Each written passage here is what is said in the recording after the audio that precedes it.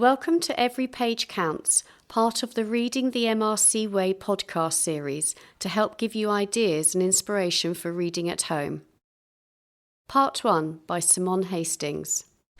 The 4 practices to get children reading, or as we call it, the pedagogy of reading, are social environment, reading aloud, reading independently, and talking about books. Here are some tactics you could try with your child to help them with reading. Be social by bringing reading to life. Read aloud regularly. You could try a family read aloud night where you all get competitive. You could get older children to read to younger siblings. This is a great confidence booster and good for family bonding. You can keep book characters alive by thinking, how would Harry Potter deal with that? Or what would Sherlock Holmes do? Encourage reading choices, especially if your child is needing support. You could look at helpful websites together, recommend or research articles or a book that might have some strategies for that issue.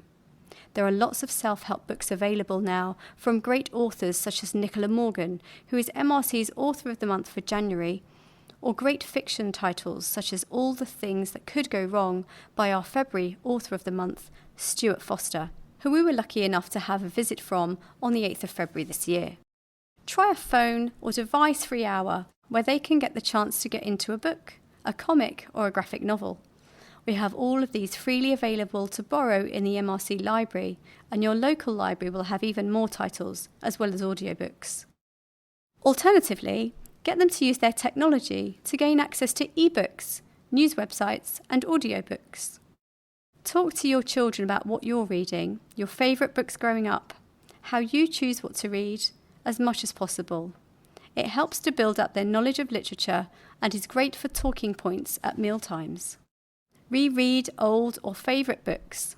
Sometimes it's really comforting to go back to an old favourite and can remind us of all the positives of reading. All reading is good reading. Comic books can be fun and immersive. Joke books can be great too. Your child can build up a store of funny gags that they can share with their friends and family. When out and about, you can get them to read the road signs for you or the adverts or posters that are on bus shelters, buses and shop windows. While you're in the kitchen together, get them to help you with recipes by reading from the cookbook or device. If you get a new appliance, you could get them to help you read the manual. They might be able to help you fix things in the future. Get them interested in current affairs by sharing points of interest from the newspaper, magazine or article you may be reading. Explore how journalists and newspapers could be biased, or telling the story from one angle, and how to spot a balanced piece of writing. Travel with books instead of devices.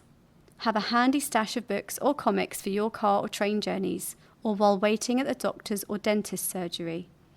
Or alternatively, you could all listen to an audiobook together on a long journey, sharing your thoughts on the characters and plot. Part 2 by Anne-Marie Jones. When you read with your child, there are a range of strategies that you could try when your child is struggling. In school, we think of reading as a bit like a rope.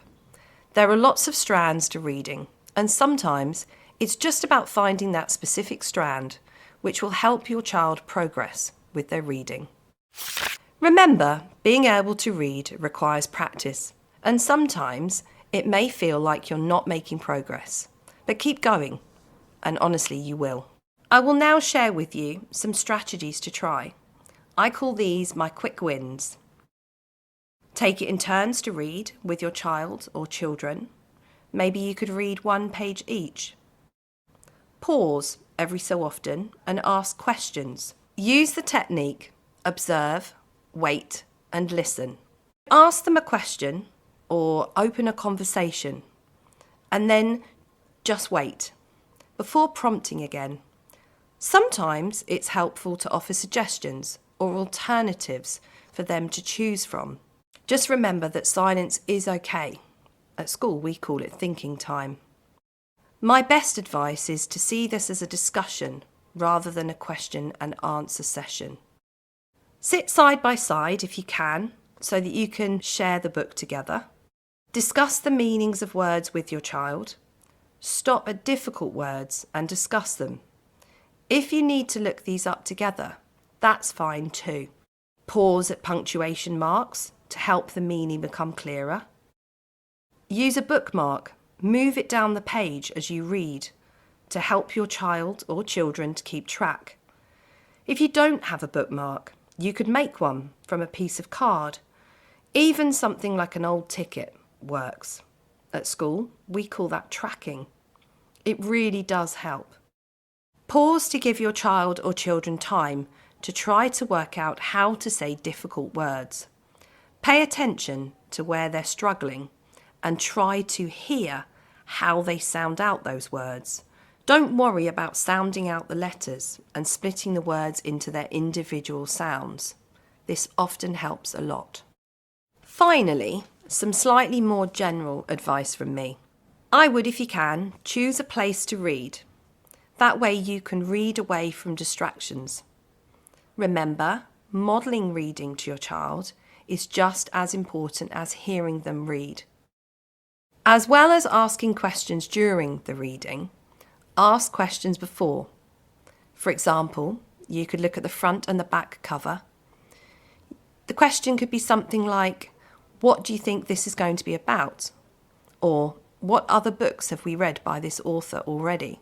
You can also ask questions after you have finished reading your book. An example of a question for this one could be, what do you think they will do next? Remember as well that you can also summarise the story. You can predict what might happen next in a sequel, for example. There's so many different things that you could talk about after the novel. Thank you for listening, and have a look at our other podcasts for ideas and inspiration for reading at home.